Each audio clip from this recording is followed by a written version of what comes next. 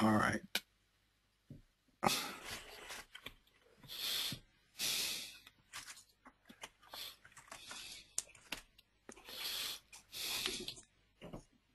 Oops, I didn't do what I was supposed to do.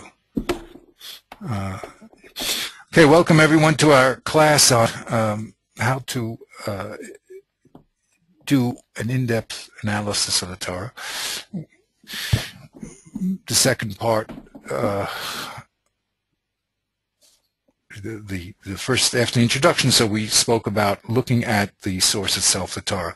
And last time we got together, we went over the Ramchal's Havchanot, he calls it, when he tries to explain to us the basic ways to analyze a subject. But today I'd like to concentrate on the main focus of our study, which is Nezikin, and to get a few more steps here in the analysis, and then we're ready to go to the next stage, which is the Mishnah. Okay. Here's our chart. Of course, we broke things down to the poel, who's doing the action, the pula that's doing, the action that he's doing, and the person who's receiving the action, and then the result of the action. That's what's the misubav. Okay, so when we said, let's take an Misa example, for instance, it says Maka Ishu Meis Moshumas. So it didn't say who the poel was. We made an important observation that when the Torah doesn't specify a poel, it means the broadest poel. Now, okay, when it says ish, it's a limitation, so it means any type of poel, and we learned through the juxtaposition of this pasuk and another pasuk in Vayikra that it comes to eliminate a katan. You would think from this pasuk even a katan that murdered would be chayev, and the answer is the other pasuk says ish, which eliminates him. Okay, there's the pula maka he did. He hit someone. The recipient is listed, ish, another man, and the result of the hit is listed called umes. And then on the other side, we said is the law. Now, we're going to now move down to our pasuk. Now,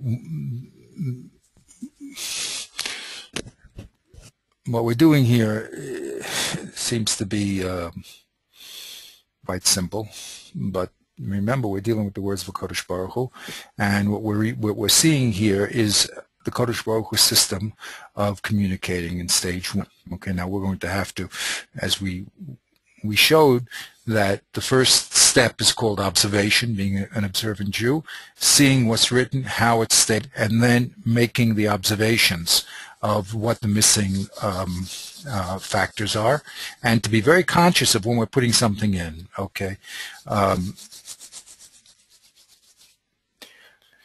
Our subject is going to be Nezikin. Now, what is Nezikin? Nezikin is when a person damages another person or another object of the person.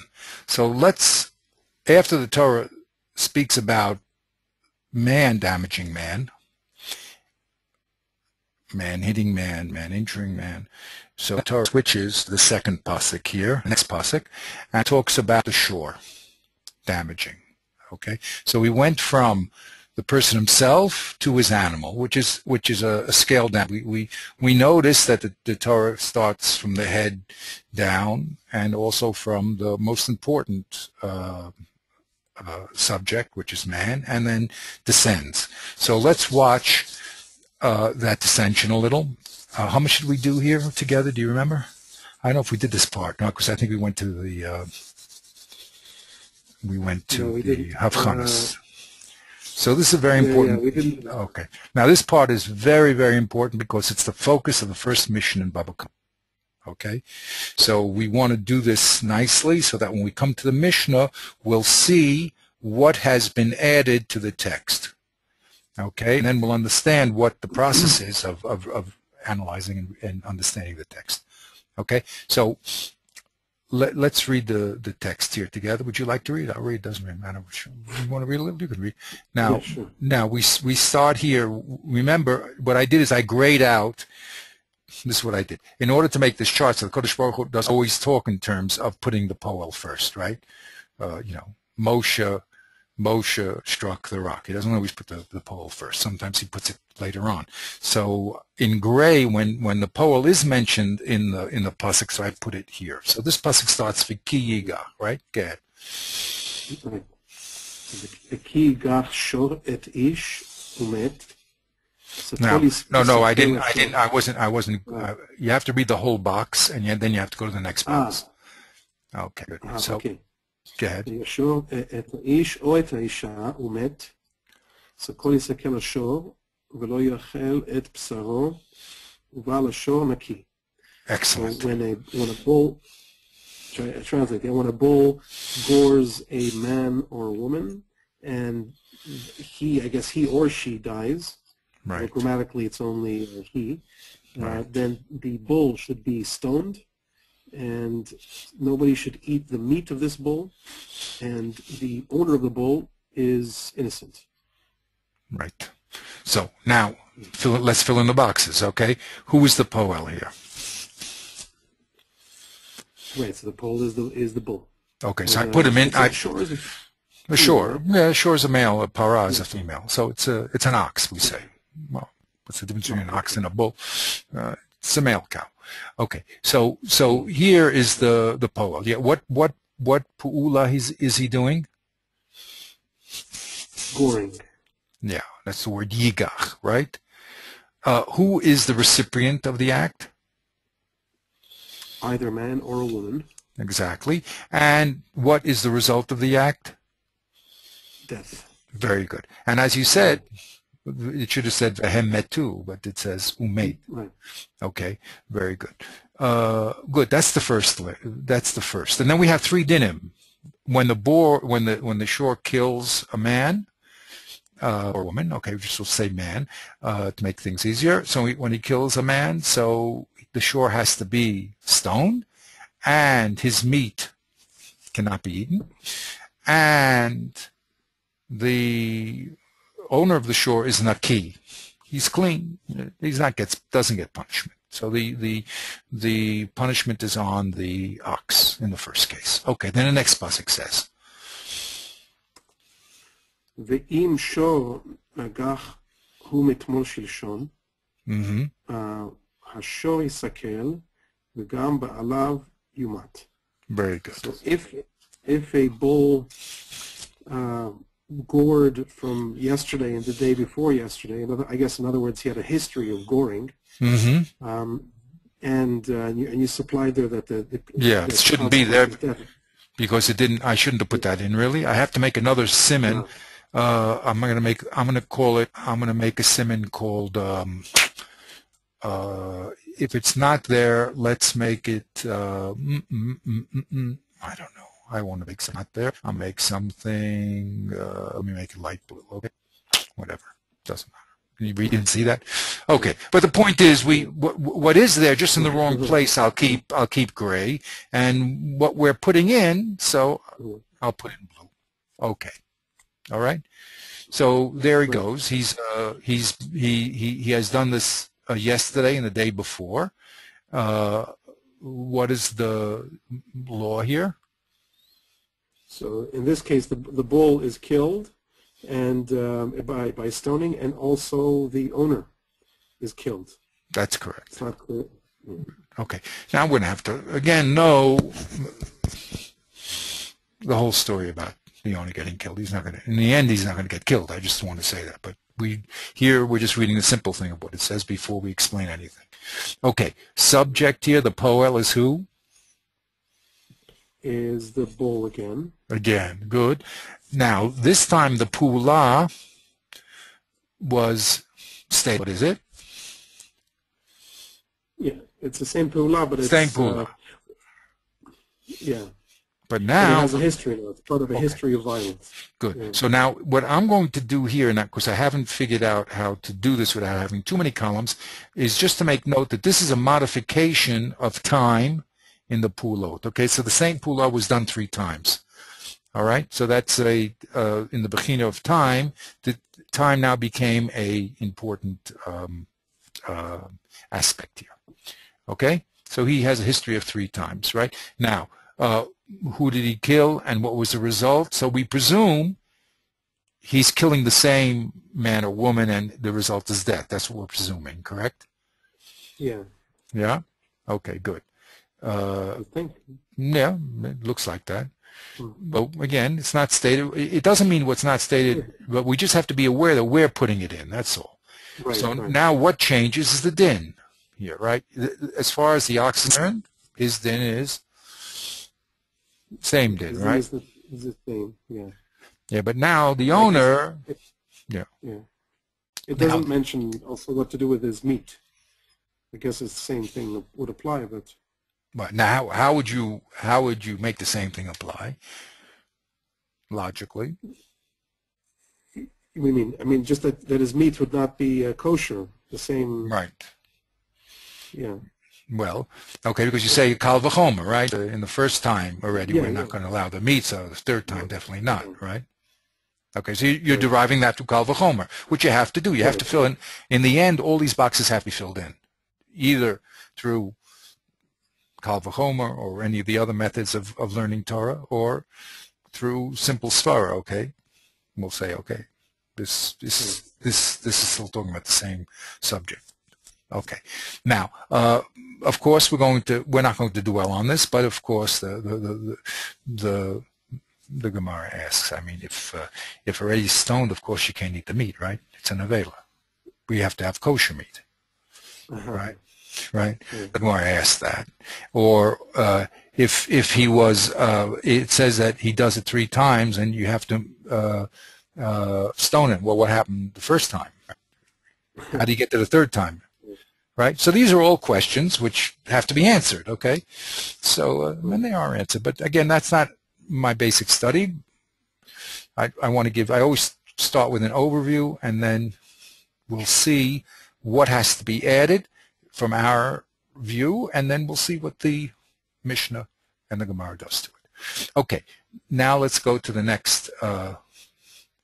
So it says, I'm sorry, you know what I did? I read this wrong. The pasuk is, because I want to read. The pasuk says, "Ve'im hashonagak mitmol d'sham v'huad ba'alav v'lo yishmerenu v'amesish v'isha." I'm sorry, that was my fault. Okay, what I'm going to do is this is the whole pasuk. How do you know? Because the next pasuk starts with a with a siman on the right hand side. I'm sorry. Try that again.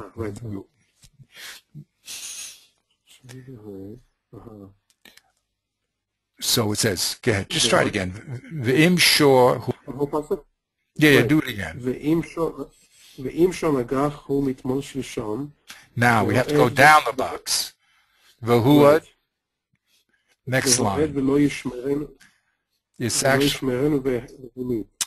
Let me read it. See, this is the problem by doing it this way. The pasuk says, "Ve'im shor nagachu mitmol sham," and then it says, "V'huad ba'alav, v'lo yishmerenu, ish v'isha." Then it says the din. Okay, so it actually filled in much more than. We didn't have to do so much filling in. Right. Okay, but what I see you broke it up that way to maintain the columns. That's the. Yeah. Right, and I understand. Because again, the whole point here, this exercise is to not take anything for granted and to spell out very clearly who's doing the activity and the results, etc. Okay, so now it says if the first thing was the shore. The shore said if the shore was a nut chana, it's the day and the day before, right? But now it talks about a new character. Who's the new character? What does Ve'od ba'alav means? That he's notified. The master is notified. Yes. Yeah, exactly. Now, actually, the word huad means from the word edut. Okay, so it means that the huad ba'alav means that let's say he was warned. Okay, But now, again, that whole word is a concept, right? So we have to know how it's done, how the hadada, is it just, is it done in Beis Din? Does he has to be brought to Beis Din? That's all details that we must know. But it means that there was testimony. The Baal received testimony that the shore gored 3 times. Okay. Right. Okay. So now we have a new actor here. You notice the word actor. Who is he? The Baal. Yeah. Now, why did I put him in the Hefel? Because it was known to the Baal. Who made it known? Who was Huad? Right. It was made known to the Baal. Well, how is that done? We don't know the Poel. Right. The witnesses, I guess, are through. So we say the witnesses. Okay. Now, V'lo Yishmerenu. Right. The Baal now is the subject. Right.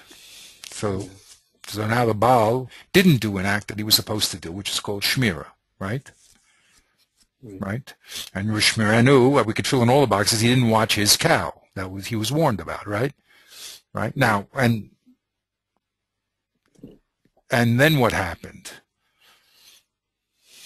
And then the shore again killed a man and a woman. Okay, so there we go. So now the shore comes back into place, and the shore again killed a man or a woman. Now we don't know the result of it. We presume it was okay. So right? We presume what? We presume that he killed a man and a woman. Oh, it says. Oh, sorry, it says it. Yeah, Vehemis is no place. Yeah. The shore did. Yeah. The shore. Oh yeah. That's in the wrong place. Why didn't you tell me? Oh. It's over there, right? No, it's in the right place. Why? It was okay. No. Because again, oh, I'm sorry. No. We don't know what the shore did it. We're presuming that the shore did the same negicha, right? This is the pula, the box of the pula, right? So I ask you, what pula did the shore do? The Hemit is also as a pula. He killed him. No, that's the result. That's the Mesubav. But it's not considered I mean, okay, it's not the goring, but it's part of the goring. Okay, fine. It's well, remember we said the classic one is ki yaka ish umeit, right? Yeah. Okay. So he didn't do a pula of misa, he did a pula of negicha. The result of the pula is that the man and the woman died. Okay, but now I kept that here because the pasuk runs that way. But really, this is a siman of the result. Like here, ki yigach shor isha umeit, right? So mate is the result of the goring. Okay, so this should have been really a gray. Okay. Well, it's because the word vehemit is a what do they call a transitive verb? Exactly. So because it's a transitive verb, so that's why it makes sense to put it with the way you have it there, right after the subject. I mean, at least grammatically it makes sense. But I see what you're saying, that it's the consequence, not. Yes, you're right. It's a verb because it's the verb of killing, of the death. Let's say. Yeah. Of deathifying, okay? So he definitely, I don't know if we say that in English, but we just made a new one. Okay, he deadened, okay, fine. He killed, I say, right? He killed a man or a woman, right? So the action he did was killing, but really, we're interested in the pula that he did. Okay? Anyway, it's a poel, it's a verb, you're right. But it's a verb that talks about the mesubav. Okay? So let's go a little weiter. So that was that. That's the next subject was the shore. Okay. So now we said v'im kofer yushat alav. Okay. If kofer kofer is a redemption payment is placed on. Okay. So again, we don't know who the subject is. Who placed this kofer on him? So we presume it's the Beis Din here now we're talking about, right?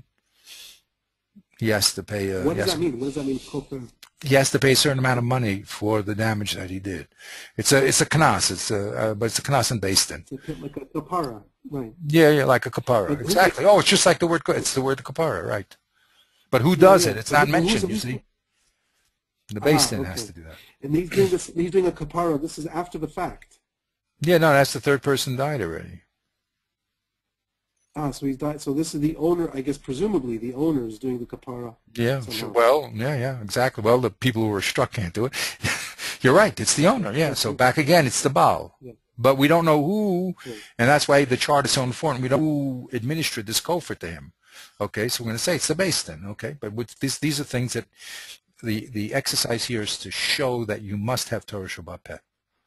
Okay, what happens is in the world, as I told you, the people that read the Chumash, they read into it what they want to read into it. Well, we're not interested in reading into the Chumash. We're understanding what Hashem wants us to do, not what I think He wants us to do. Okay, so that's why you're forced to come on to Torah Shabbat Peh. Anyway, good. So if the kofar is placed on him, then what does he have to do? What's the din? What's pedin?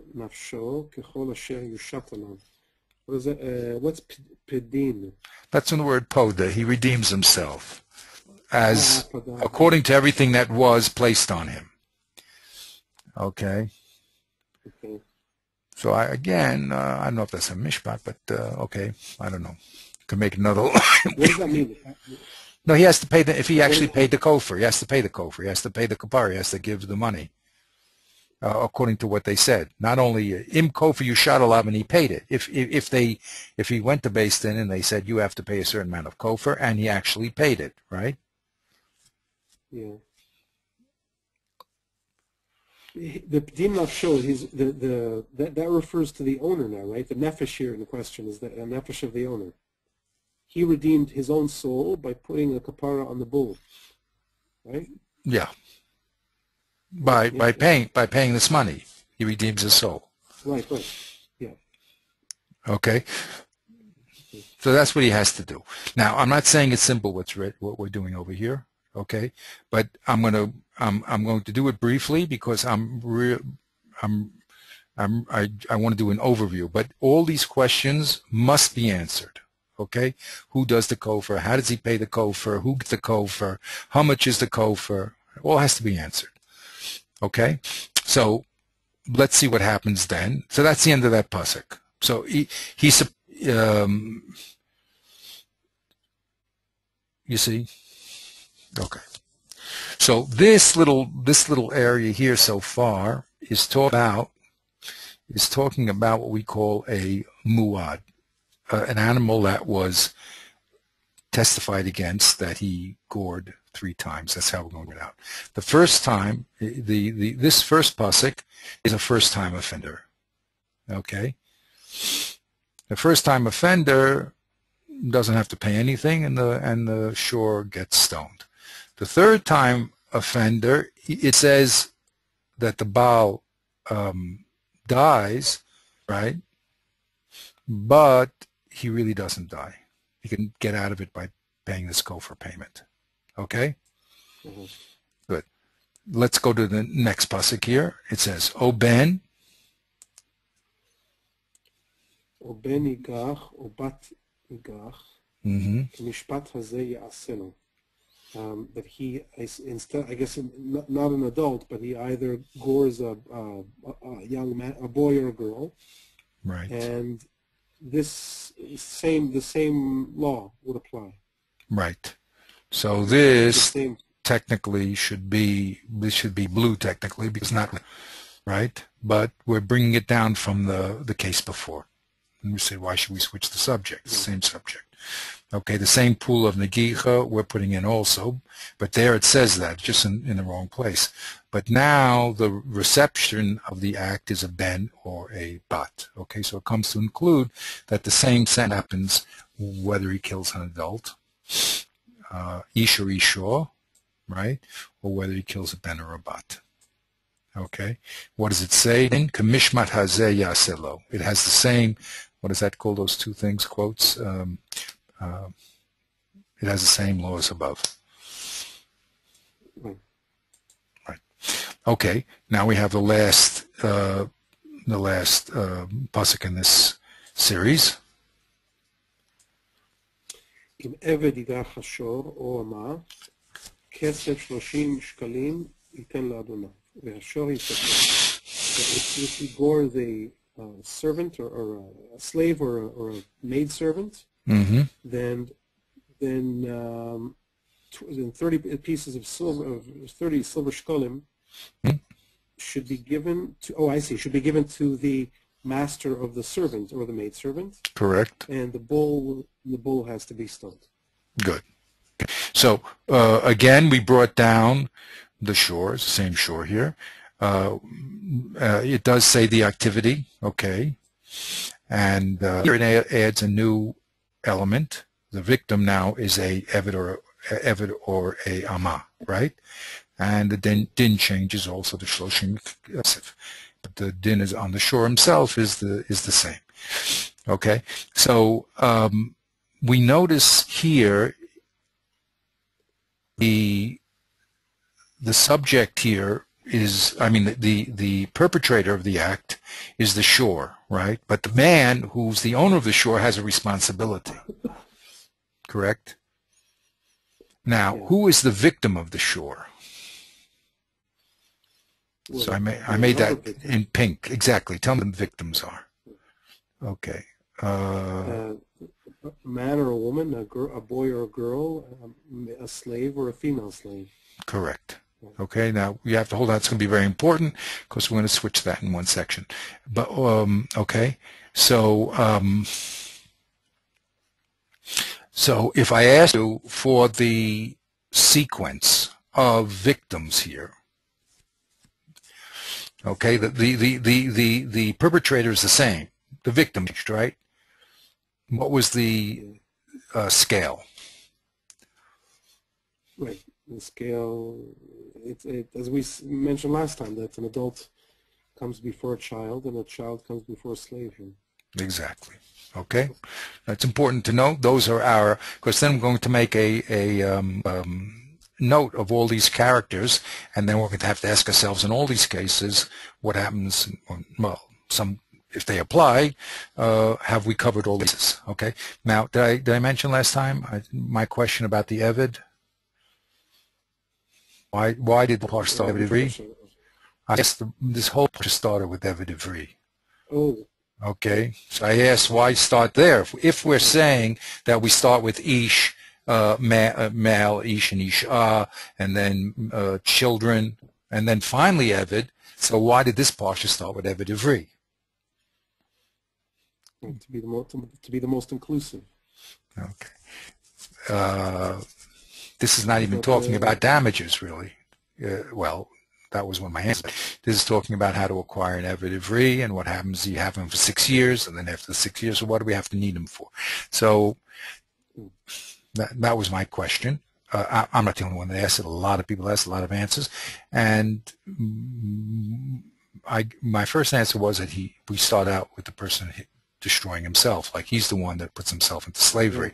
So it's there. But now I thought of another answer in light of our presentation, that before since this Eved and Amma are going to be one of the characters that we're interested in, one of the actors, so Kodesh Baruch Hu first has to identify them. Oops, I think. Okay, you hear what I'm saying? That's the theory.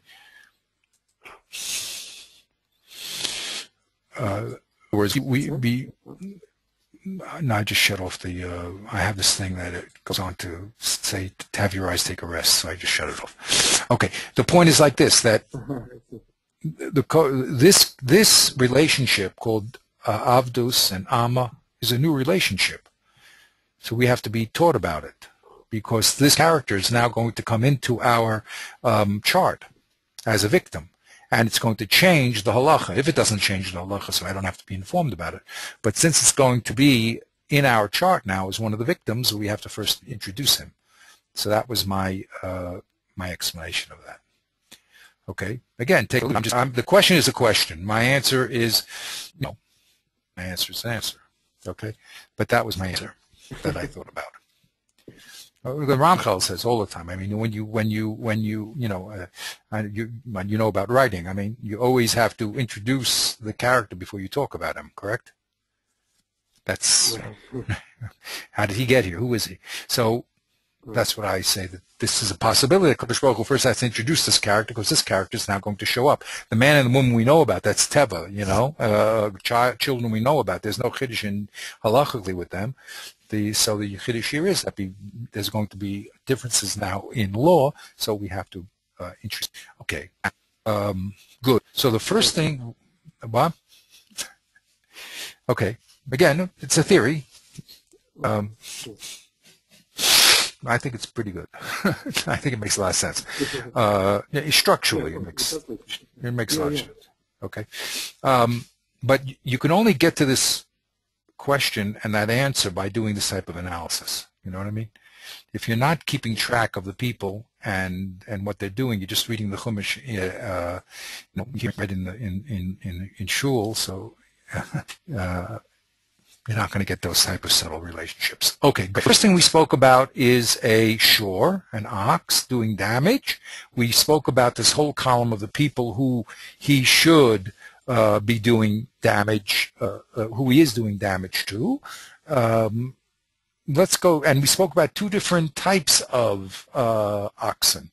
So in the Lashon of the Mishnah, which we didn't get yet, but one is called a Tam, that means a first-time offender, and the Muad, who was testified against 3 times, so he's a third-time offender, okay? And we made a difference in din over there. Okay, now let's go to the next damager, okay? Let's see what it says here. It goes like this. Okay, you want to read there? I just made that blue because we're going to go. All those 3 things are going to be first, and then we're going to go across to the left. I see, okay. So, v'chiftach ish bo, o ki ichra ish bo, lo yichsenu, v'nafal shama, shor o chamor, בעל הבור ישלם כסף, ישיב לבעליו, והמת יהיה לו. Good. So, great. I see, okay. So if a man literally opens up a hole, or I guess he's digging a hole. Right, that's one pula that he does. Good. And he doesn't cover up the hole. Well, 1 second, there's 2 things here. Vicky, what's the first one? The first pula that he does? The first thing he does is he opens up the hole. He opens up the hole. He's digging it. Oh, well, no, he doesn't dig it. No, he just opens it up. That means it was there already. All he did was opened it up. Right, like he takes a cap off of a sewer or something like that. Exactly. Yeah. Okay. And the second possibility. Or he does not cover it. No, let's say yikareh. Oh, sorry. I don't know what that means. What does yikareh means to dig. That means to dig. Okay. So, the first one means to open. The second one means to dig. And he doesn't cover it up. Right. So he either opens it, digs it. He opens it, digs it, and either one of them he doesn't cover. Okay. Doesn't cover up, right?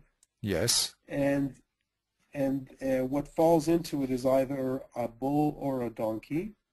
Right. So the one who, the balabor, I guess that's the one who opened the hole or dug the hole, should pay in silver. Whatever, it doesn't specify the amount, but should pay in silver to the owner of the bull, I guess, of the bull or the donkey. Right. And the dead and the carcass would be his. Right. The one who dug it. Yeah. Okay. So now we have a new character here, right? I mean, not a new character. We switched the character. Now the aggressor is whom? Is a man. Okay, so now the aggressor is a man. Okay, and this man does an action. He actually does 2 actions, right? Either peticha or kriya, right? That means opening or digging, and he does that to a hefel, which is a boar, correct? So this boar is the result of this man's act. You with me? Right. Are we together on that? Yeah. I'm going to make him blue. Not blue. I'm going to make him gray because he's flat over there. So let's make him gray. Okay. Okay. I don't know if we'll see the difference between gray and blue, but that's what it is. So now we have our poel and we have the pu'ula. Okay. Now, there's no victim here at this point, correct? So we don't have to worry about the Mesubav yet. Okay. So he does two pu'ulas, either peticha or kriya. Okay. Now the Gemara is going to medayek. If he digs the bore and he's chayev, well, certainly if he just opens the bore he's chayev. Or no, just the opposite way around. If he opens the bore he's chayev. Certainly if he digs it, he should be. Kol sheken he should be chayev. If for just opening a bore that he didn't make, he's chayev. So certainly if he does the act, he should be chayev. So why do we need two activities here? Okay. Which two? You mean there's activities. There's opening and digging. Opening and digging. Okay. Yeah. In other words, it was there. He took off the cap, or he actually physically dug. Right. Oh, I see. So it would have been enough to say iftach, because it's a lesser case. Right, because he didn't dig it. It's all he did was open it up. If he's a chayiv just for opening it up, certainly if he's going to actually physically dig it, he should be chayiv. He has more of his act was in there. But anyway, the Gemara asks that question. Extra language. Okay, so good. Now he does another act. When he opens up this hole or he digs it, he doesn't now close it. So that's the third pula, at least that he doesn't do, right? Right. It's a different type. I mean, it's the difference between what they call sins of omission and commission. Exactly. So this is really it's an act, but it's a sin of omission. It's not really comparable to the first two. Right.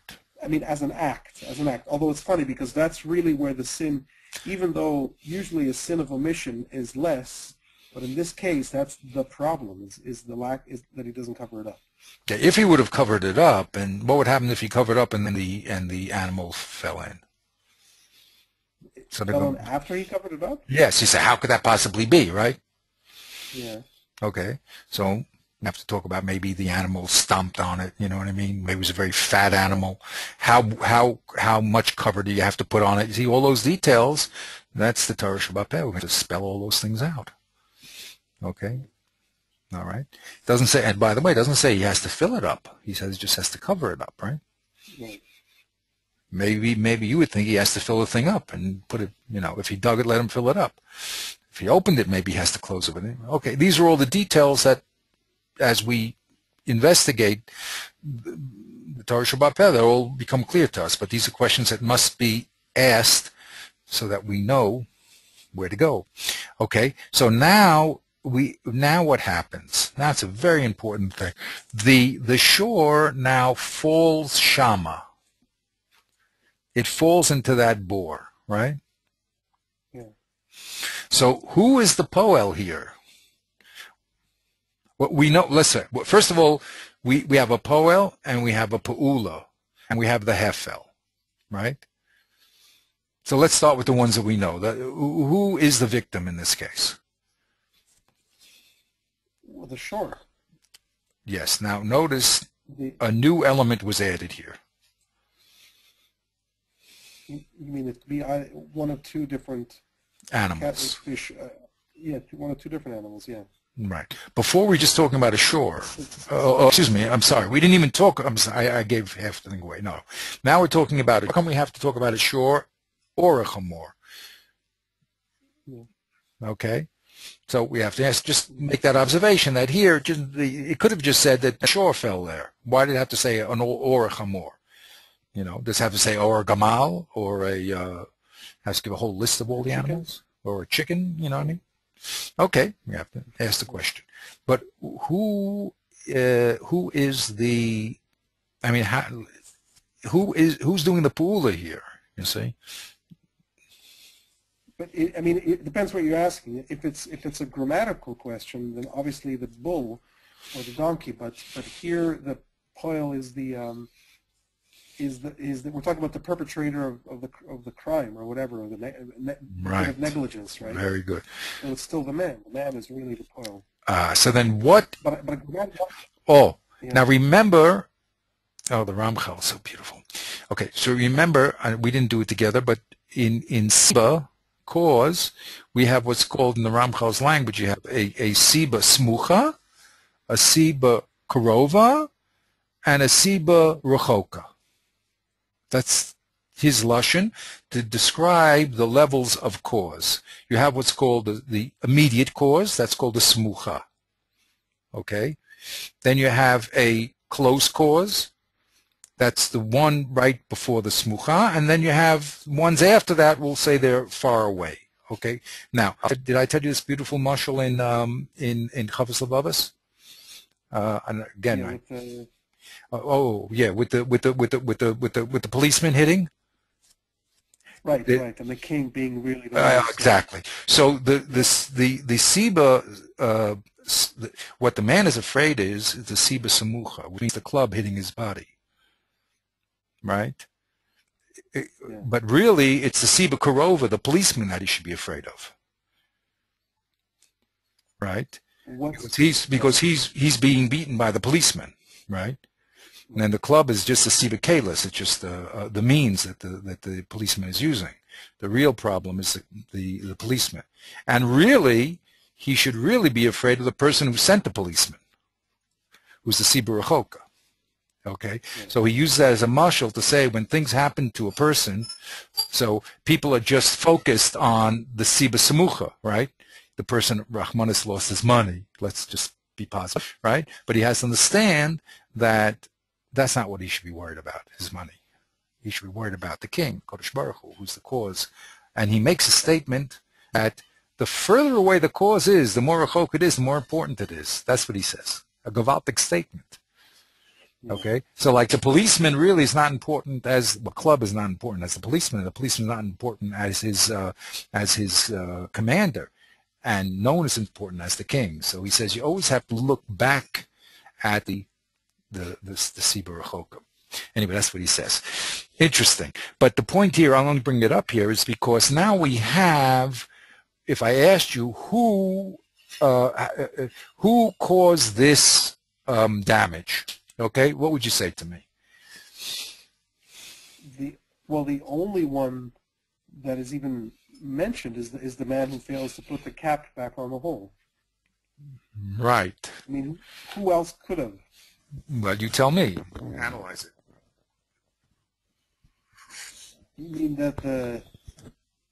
You mean that somehow the shore or the chamor themselves bear responsibility for falling into a hole? No, that's in other words you added in, not responsibility. Responsibility is going to be as far as the law is concerned. Human, right.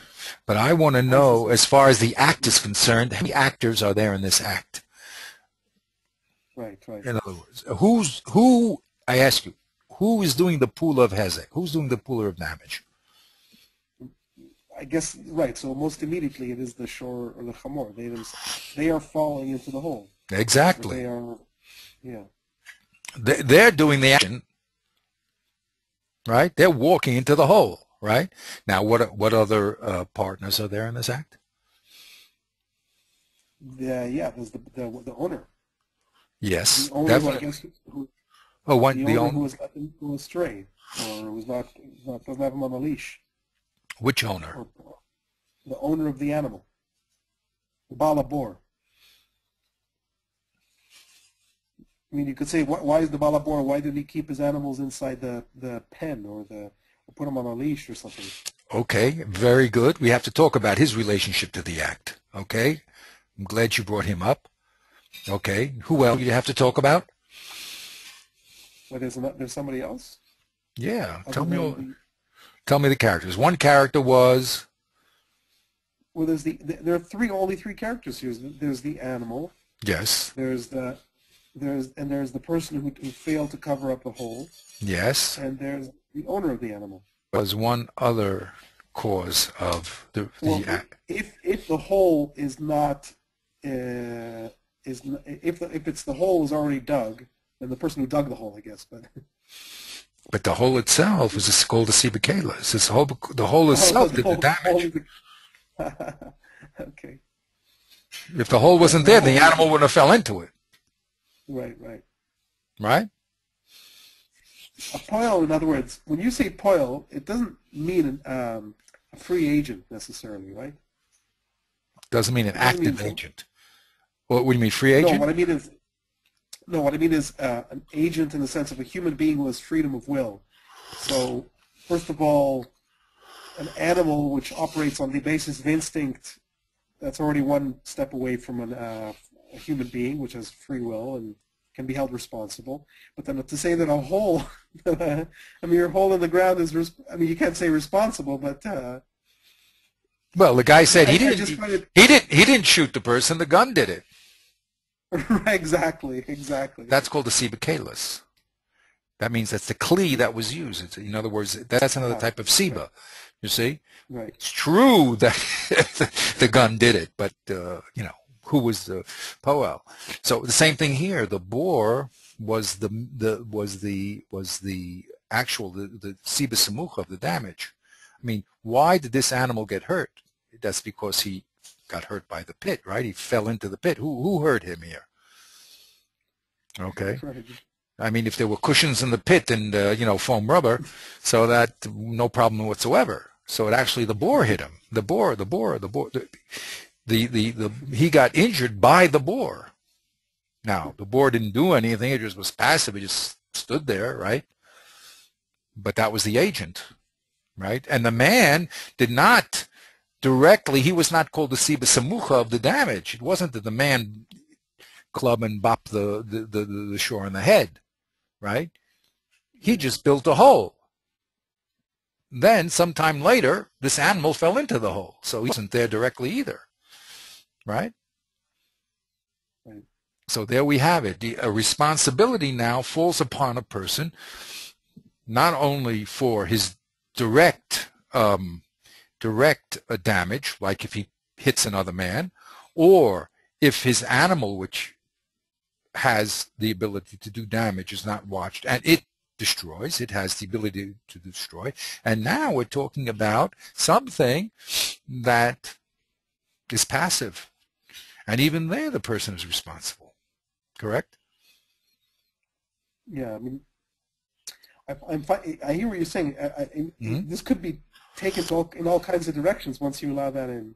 Like you say, with the gun, it's not really the gun, it's really the trigger. Well, it's not really the trigger, it's the hammer that the trigger is connected to. It's really the TNT inside of the cartridge. It's, that's right. It's really the lead bullet that flies through the air. I mean, okay, in America. Okay, in America, yeah, well, the question is, at what point are you responsible? Exactly. Yeah. At what point? Now, in America, from not so up in the news, but basically there's always this big fight with the in the their Bill of Rights there, it says you have a right to bear arms, right? Now that was good in the time of Davy Crockett in the Wild West, but now we live in a little more advanced society. What do you need arms for? I mean, people don't go around shooting each other all day long, do they? That was good, that was good in the Wild West, yeah. So, but people, these rifle committees do it. So now the people say, look, let's now, if we get rid of the weapons, then we'll lower the ability of people to kill each other. Yeah. Okay. so they are looking at the samucha. It's not like nothing. Now they realize that if a person doesn't have a gun, he may use a knife or something else too. And then they put laws on how can you carry a knife? You know what I mean? All these things. But that's exactly the point. These are called again. This is why the Ramchal is so important when he defines his.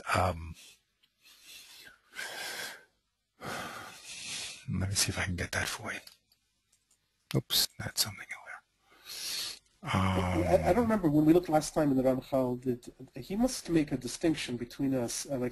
Siba is a very generic term, and it's it's a term that you could use in physics and chemistry and biology. But when you're talking about a human action, it's no longer just a siba. It's not a siba in a scientific sense. It's like we say, it's agency, or there's responsibility behind it. So it's two types of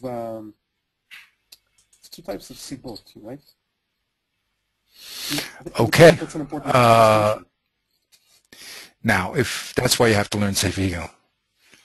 Okay, we have all these great Shirim that I don't know who's going to listen to. We'll give you the what we call the quickie. Okay, I'm just trying to get that. I hope we have enough energy on my humble machine to do all this, but this is what it is.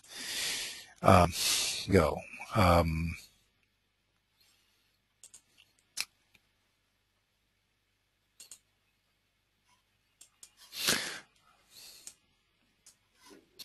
Get all these things.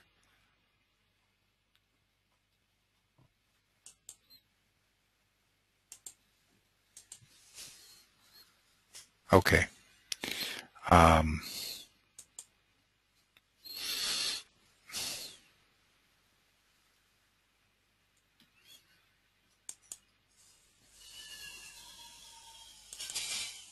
Here we go. We're getting there.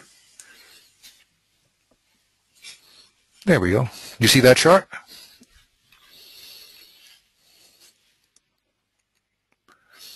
Has that chart come across?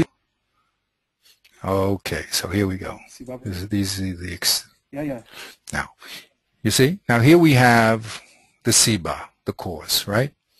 And here we have the effect, the Mesubav. Right? So now this is all Sefer Higgayon. Yeah. And you'll recognize it also from some of it. Again, I whatever, it doesn't matter. Now he divides classically there's 4 causes. The Siba Poelis, the active cause, the Tachlis is the goal in mind, like what are you doing it for? Then the material that you're using. Let's say we'll do just simple thing. A man is making a vase, right? So he's doing the pu'ula to create the vase. The goal is he wants to sell it or use it for food. The material he's using is clay, right? And the form is the form of a cup, let's say. Okay? That's basically the 4 causes. Now, the Ramchal now breaks in. This is classical. Did I show you the Vilna Gaon? Doesn't matter. Okay. Yeah. Showed you the groin. Anyway, these are the 4 classical causes. Okay. Now the Ramchal, who's a man of organization, breaks these 4 into two groups. He calls the external cause. In other words, if I look at the cup being made, so I say who is doing the pula to this external cause. You see that? Who's the poelis? So I'll say a man is making the cup, right? What's this man, the external cause? What's his tachlis in doing it? So, he's making a kli to drink, okay? What material, now here, then he breaks it to the internal. If I look at the cup itself, what material is it made up of? And what is its form? Okay? Clear enough? Yeah. Now he breaks down, and here's the beautiful part of it. Now he breaks down the active cause, the Siba Poelis, right, to what he calls the Mitzad Atzmo. Okay, and he's going to have these other boxes we'll mention in 1 second. What does it mean, Mitzad Atzmo? Now, if we look at the person who is making this kli, right, so he could be working alone, that's a poel levado, or he can be working with a group. Okay, so I say, who's making this this item? Okay, is he working by himself, or 2 or 3 people are joining him together and doing this? One's painting, and one is mixing the dough, and one is doing. Okay, that's what I call my actors in there. But these are because there could be more than one Siba Poelis. It could be a whole group. Now, if it's a group of people, right, what is their relationship to each other? Are they shkulim or bilti shkulim? In other words, say 2 people are picking up, like on Shabbos, 2 people picking up an object, right? But one is very weak and one is very strong. So they're both picking up the object, right? But one is picking up 20 pounds of it and one is picking up 80 pounds of it. So they're called bilti shkulim, right? Now, the next box he has is called hechrach or bilti hechrach. Could one of those 2 people done the whole job himself? So if one could have done it, or either one could have done it, so then the other one is called bilti mukhrach. But if they're both necessary, they're called mukhrach. Okay? So that's how he breaks down the Siba Poelis internally. Either he's working by himself in a group. If it's a group, are they equal members of the group, or are they both necessary to do it? With me? Okay. Yeah. Now he talks about what he calls the inferior or the tuffle cause. That's the Icarus, that's the man. But there are causes that are called tuffel.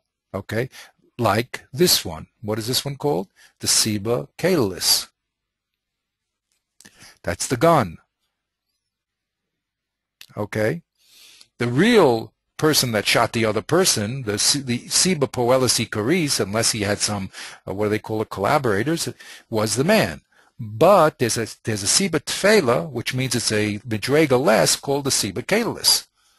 Correct? Now, sometimes in law, these Siba Caelis is very important, right? If he hit him with a fist, we have, later on, we'll see, if he hit him with a fist, if he hit him with a rock, if he hit him with an arrow, if he shot him with a gun, that could be very, very important in our analysis. And then another tefela is called the misoreris, the Siba Moreris, okay, which means what motivated him to do the act. Okay, so for instance, we learned over there in our quick review of Trunos that what motivated Jethro to become Jewish. Okay, so that's called the motivating cause, and he calls that a tefela, to the actual physical doing of the act. Okay, so that's all mitzad the poel. Now here, beautifully enough, he defines another 3 types of poelisis. One is called the molida, one is called the miskayemis, and one is called the mafsedis. Okay, so you have causes which give birth to things. Okay, like a man giving to a child. There's something that keeps it going. What keeps the siba that keeps you going is you eat food all day, and then there's the siba mafsedis. That's what the cause which stops an action from happening. Okay, so like we looked at this kriya, and what you gave a word for it is what you gave me a nice word for it. I forgot, but what was he didn't cover it. Okay, he was the Siba Poelis. He made the bor, Siba of omission, right? But really, what he did was he was supposed to do a Siba Mafsedis. He was supposed to destroy the bor. He was a molida. If he would have if he was a Siba Mafsedis, everything would be fine, in the sense that if he destroyed the action that he did, that would have been wonderful, right? But he didn't. Okay, and good. And this particular thing, of course, kept going. Now he breaks cause down to 2 other important boxes, to tivis and bitsonis, which we spoke about. Causes can be natural causes or causes of will. Okay, so now when a man hits another man, that's an act of will, correct? But when his bor is an agent, it's only a siba caelis, or let's do it better, because the bor could actually be a siba caelis, but the animal, for instance, right? When an animal hurts another animal, he does it al pi teva, right? Or if there's a terrible storm and it blows someone's car into someone else's driveway, so that's called siba tivis. It wasn't anyone's will that did it. Okay, granting, Kodesh Baruch Hu doing, but that's not something that's called an act of will. It's called an act of God. Okay, so that's the 2 other boxes he has here. Then the boxes that we're talking about, very, very important: the smucha, the korova, and the rechoka. Okay, the immediate cause, the intermediate cause, and the distant cause. Okay, so here, when this poor animal, first of all, in the damage here, we said we had actually shutfim.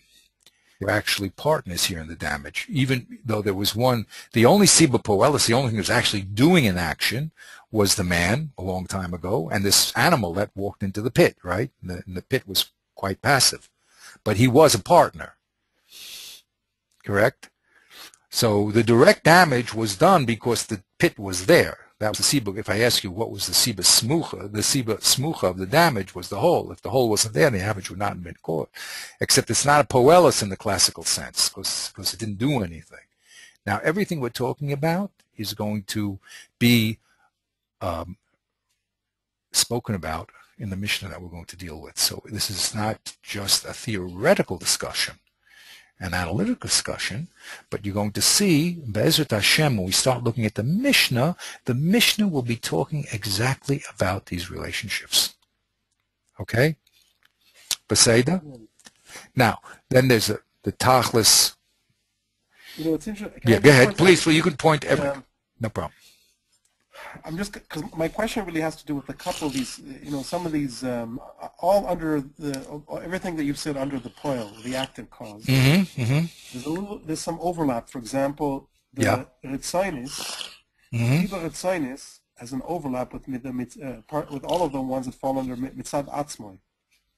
Yes, in other words, yes, I hear what you're saying. There's almost like a redundancy built into it. I mean, okay. I'm not saying it's redundant. I'm just saying that all I'm saying is that I would think there'd be a basic distinction between everything that it's according to Ratzon, which has to be of a human being or an angel or whatever, right, and things that are natural causes, which would include, you know, animals would either fall somewhere in between or tend to be more natural. Right.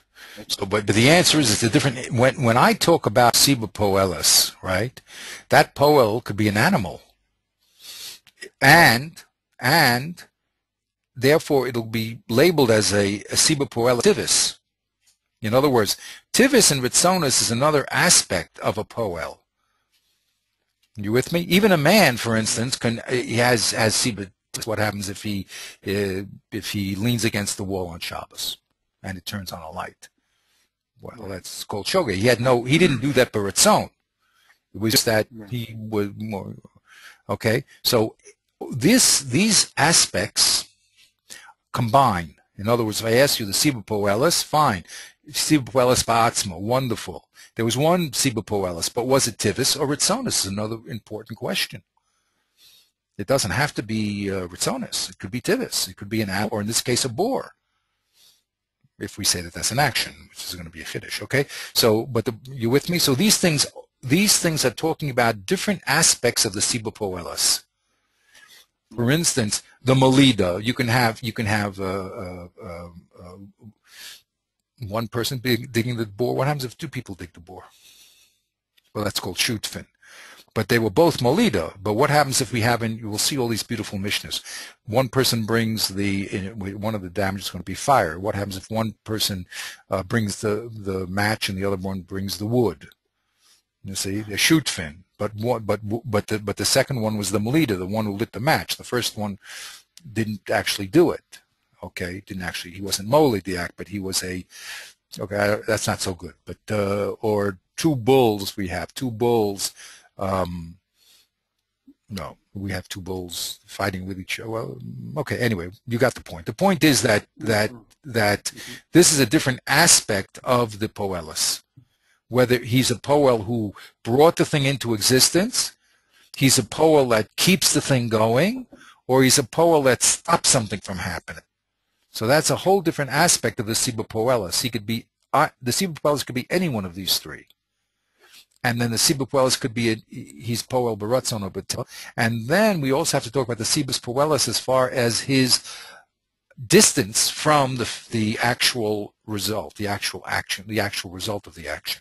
As we said here, the man, the Gabor, you see, he's a Rechoka. The immediate, or let's say you can even call him the Karov, I don't know, but because he digged the pit, so he was very Karov to the result of the pit, but the pit was the actual damage. Okay, so all these three little boxes here are really explanations of this poelis. Okay, he can be either of these. You with me? Yeah, yeah. Good. So now the poel always has a tachlis, right? And you can have. Interesting. Yeah, go ahead, please. You know what I find interesting about this? I mean, this is really, it's more legal in a way than it is ethics. If you know what I mean. Like in ethics, everything is reduced to, it's probably oversimplified. So you say, okay, this is a responsible agent, and then it's the first question: is he responsible? Yes or no. If it's an animal, And you can't really say an animal is responsible, but this is more complex. This is saying, look, it's not, you can't just, you can't, even something like a bull or a whole doesn't bear responsibility, but it suffers consequences or plays a part in the action. It's interesting. It's very interesting. It's very important. And as we go through the steps of learning, we're going to see how each one of these things are very, very essential when we talk about the law, which is responsibility. You see? When we talk about responsibility for the final result, all these questions have to be asked. You see? We're accomplices to the crime. Okay? There was a case here in Yerushalayim that they had these very old watches, in a museum, and someone stole them and went to L.A. And he was there for like he was married. He was there for like 30 years hiding, but whatever he was doing, Bekitzer, he died, and his wife found all these old clocks. He had hidden them in pill boxes. And in one bathroom, something. Anyway, she found them and she gave them back to the museum, right? Right. Now the question is, does she have a responsibility for the theft? It was only him. Right. You see? Did she know about it? You see? Oh, she said, well, I'm giving it back, I'm clean, but but so this is all a question. Are these boxes are so helpful because they help us focus on the factors that would go into determining the law. Okay, and the Torah is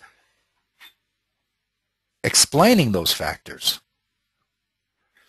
Okay, because again, the Torah, which is different than literature, is HaKadosh Baruch Hu's, it's action that we have to do. It's not philosophy. It comes down to doing physical acts in the world. So those acts have to be defined because we're either doing actions that the HaKadosh Baruch Hu wants us to do, or he doesn't want us to do. And a misinterpretation of an action could be disastrous, as I mentioned many times, as we see the interpretations that people wildly do of the Torah. What they do, they make a Chil Hashem in their exposition of the Torah. Okay, so that's why it's so important. I gave like so many classes, okay, maybe too many, but doesn't matter. These charts are very, very helpful because they indicate very clearly these basic ideas, and all of them There's nothing here you haven't come into contact with. Everything, but you just haven't, and that's the Ramchal's greatness, is his ability to structure his analysis and to present it. Okay, so now here in the Tachlis, you can have what's your principal goal and what are the minor goals, right? Like your davening. Your principal goal is to relate to Kodesh Baruch Hu. Your minor things that your friend might be, looking to see if you're real tzaddik or not, okay? And then there's the MCE and the Achron. This is very important. In a Tachlis, you have to know what your final goal is and what the MCE to get to the goal, okay? So if you want to be a doctor, that's your final goal, you'll have to go through the MCE of 5, 6, 7, 8 years of education, okay? Those are the MCE to get to your Tachlis. So you have called a Tachlis MCE before you get to the Tachlis Achron. You have to go to school and you have to study, blah, blah, blah. Those are called MCE, Tachlis MCE that you have in order to get to the final goal, okay? Then there's also, so we talk about Iker and Tafel, and we talk about MC and Achron when it came to Tachlis. Here in Chomer, in material, he talks about the Karov and the Rechok. For instance, Adam, man, the Siba Rechok of him was Adamah, right? The Siba Karov is his mother and father. But the faraway cause was that he comes from chemicals, let's say. Okay, Then the Kodesh Baruch has to put the neshama in the whole story. So, or you talk about, we did this, these articles. So they have this little thing now that very nice invention in Israel, that track of your driving and tells you if you're going to go into a crash into something, whether it's a person or a car. Okay, so. The guy was telling us there's different, he calls it tiers. There's different levels they have to produce the idea, so they have to go through all these levels of manufacturing, from the engineer who thinks of the idea to the chip that they need, to the covering of the chip, to the placing it into the car. So there's that little object that you see. There was a lot of chomer in it, and there was chomer that's karov and chomer that's rachok. There's the pieces the chips that you put it together, and there's this computer programmer sitting there writing this code for it.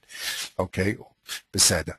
Then you have the tzura, and this is the tzura that we mentioned last time, mikris or bilti miktudekes and atzmius. Okay, here he talks about an interesting thing, not like we said before, that tzura is the physical form, but he says that there's the atzmis form, and then when you can't describe something by its sugin min, so you may have to use some sort of mikra to describe it, like calling a dog a mashtin kir. Okay, because you can't, you have to use a mikra to describe it. And then the four effects. So that's this little chart here is a gold mine, not only of information, but of form. It's really fantastic. And it's going to come into our discussion right on the point. And if you have these boxes, these categories in your head, you're able to handle the Torah, or really anything, but we're interested in the Torah, in a much more conscious way. Instead of fuzzy, like you said, well, who's responsible for this, and then pointing your finger and saying, no, well, he's responsible. Now all of a sudden your mind is opened up. You said, wait a minute, there were partners in that, and the partners were not all equal. So now how do we now determine the relationship of what are the relationship of these partners, and how are we going to distribute the cause? Okay, so that is one of the things that I'm doing with the other person that I'm teaching is the plan is, one of the problems in learning this book is that it stays in the theoretical, and I'm trying to, like I say, I see it so well to bring it into the practical, you see, and that's what all our learning is about. Now I have a little bit of a problem because this wonderful pointer is not doing what I want it to do. Okay, let's see if I go here, it'll start working. No. Just, hello. Oh, there we go. Very good. I finally got it. You got to be, hip here. I don't know what's going on. Yeah, crazy, these computers. They work great if you know what you're doing. The minute something goes wrong, you get troubles. Okay, but Baruch Hashem. Here we go. So that's what we did. Now, okay, I don't want to get into it because I want to be practical, but here in my chart of the tunos that we did last time, you see, just because you know about these things a little, I made a nice little chart, and there's 24 aspects Ramchal spoke about, and this is the one we were talking about, cause. But these yellow ones this one is the essence, the etzem, and the yellow ones are all the. Okay, if you know the 9 mikra, then it's mixed in with the other shemot of Higayon that the Ramchal talks about in Higayon, because the tfunos is the first, I would say, the first introduction to this analytical thinking that the Ramchal has done. But it's very interesting. But I'm really here because we want to discuss this. Okay? Oh, the Torah is great. I love it. Okay. So here we spoke about the second actor here of damage, the pit. Okay, now the man is responsible. the man is responsible, right? Now, the first one, by the way, we noticed that not only when we talk about the punishment, we didn't get into it so deeply, but the punishment, there was a punishment for the agent, the MCE, which was the animal and the man. And that's a relationship that we have to talk about. What is the relationship of the man to the MCE? In other words, the means of damage, or the Siba Smucha, as we said, right? You see. So he doesn't do this thing of shmira. You see, he's supposed to watch any dangerous item in his possession so that it doesn't do damage. So if he doesn't do that, so then he's going to be held responsible. However, we see here, very interesting, well, what did the ox do? You know, it's going to get killed, right? Yeah. But the ox says to the owner, hey, why don't you watch me? Right? Right. So why do we kill the poor ox? Good question. And also its meat, yeah. Excuse me? You broke up a little. I mean, it's interesting, the fact that its flesh becomes usher to eat is interesting. I mean, it's as if, you know, he has some kind of tuma or I mean, he's like Amalek or something. I don't know. The sin goes so it's really holding him responsible. I mean, the ox. It's giving the ox a certain responsibility, saying I don't want to associate with this type of animal. Okay, but it could be at least the one part of why we have to get rid of a guy like this is because, again, I'm telling you Torah Shabbat here, because once a person, you ever hear this statement, a person does an avera 3 times, it becomes mutter. Yeah. So once an ox moves from a potential murderer to a real murderer, right. It may be that there's no way that we can now we can guard him anymore. He's like a 3-time offender, you know. We have to put him away. Right. So we're not going to put him in jail because you're not going to learn anything from jail. So we got to get rid of him. Okay. Anything about not eating the meat is a whole other discussion. Okay. But look, we're just doing our basic analysis, and look where we've gone to so far. Oops. Let me get rid of this thing for me, please. Great. Now we go to our next, to the next level. Okay, let's look at the next level. You ready? Yeah. Here's the pasuk, and it runs across the board. Yeah. I don't know if maybe it's the cold or something. I don't. Can we postpone this just because I hate to not be able to concentrate on this. Right. No, chaval, no problem. Okay, yeah, I really want to so we'll pick it up. You want to learn Motzi Shabbos? We can learn Motzi Shabbos if you have time. Yeah, I'd like Is that good for you? Yeah. Okay, great. Yeah. And okay, and around the same time. Yeah, same time. So and this is a very, very, you know, I know where I'm going. You know, I want to tell you that when we do this activity together, it's very satisfying for me because it opens up the Mishnah to me. You see, I know the Mishnah. Right. I read the Mishnah. I read the Gemara, but it doesn't help when you read the actual. When you do it this way. When you do it this way, you really see how the Mishnah is a direct outcome of the, you know, and you'll see it. You'll see all this discussion that we're having about responsibility and what level of responsibility is going to come right out in the Mishnah. Okay, so let's stop here. Okay, and Bezrat Hashem will pick it up Motzi Shabbos. Great. Thank you, Khan. Okay, have a great. I wish I could concentrate more. I feel terrible. But No problem. You know, no problem. It's a little late. Maybe, you know, earlier in the day. No, you can't miss it. You can't miss it. If you miss it, it's not worth it. I want it to sink in. That's why, and I find myself I'm concentrating. Right, no problem.